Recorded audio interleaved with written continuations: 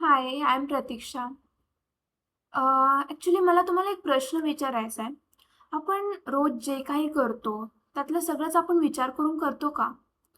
नाही ना. लाइक सकाळी उठल्यापासून ते संध्याकाळपर्यंत आपण ज्या पण काही गोष्टी करतो, त्यातल्या अर्ध्या गोष्टी आपण विचार करून करतच नाही.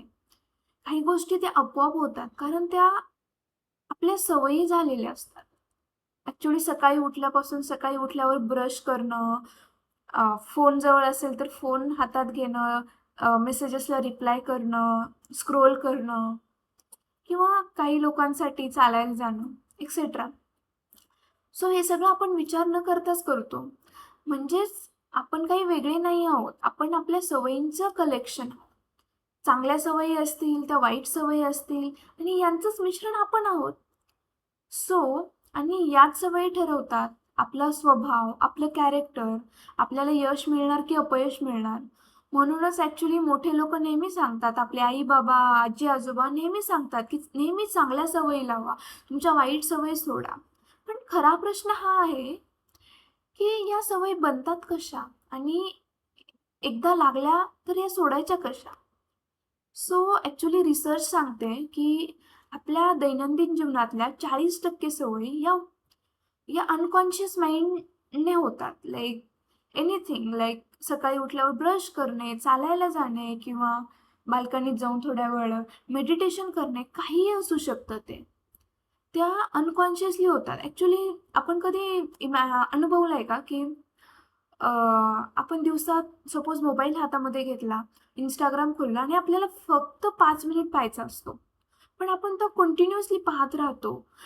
आपला ब्रेन आपल्याला सांगत असतो, की बस मला एवढी पाहायचं आहे आणि देन मला बंद करायचं आहे. पण अर्धा तास कसा जातो हेच समजत नाही.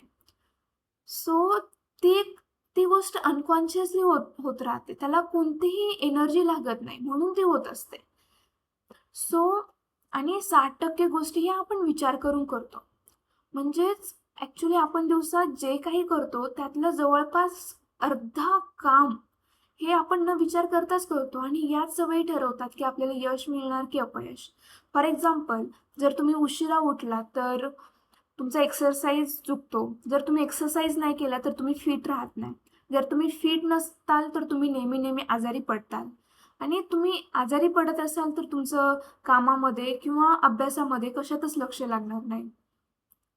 म्हणजे फक्त एक सवय संपूर्ण आयुष्यावर परिणाम करू शकते. आपल्या मेंदूत एक भाग असतो. लाइक इथे सगळ्या सवयी तयार होतात. पण मेंदू असं का करतो? कारण आळशी असतो. त्याला खूप ऊर्जा वाचवायची असते. जे काम आपण वारंवार करतो ते मेंदू ॲक्चुअली जे काम आपण वारंवार करतो, ते मेंदू ऑटोमॅटिक करण्याचा ट्राय करतो. ते आपल्याला प्रत्येक वेळी विचार करावा लागत नाही आणि ही वाचलेली ऊर्जा क्रिएटिव्हिटीसाठी वापरली जाते. म्हणून कधी-कधी तुमच्या हातात फोन असतो, तुम्ही ते सतत स्क्रोल करत राहता. पण तुम्हाला माहिती असतं की थांबायला पाहिजे आता, पण तरीही तुम्ही थांबत नाही. कारण ती सवय झाली आहे. ती कॉन्शियस नाही तर ती अनकॉन्शियसली होत आहे. आणि ही फक्त एक सायकॉलॉजिकल गोष्ट नाही, ही एक केमिकल प्रोसेस आहे.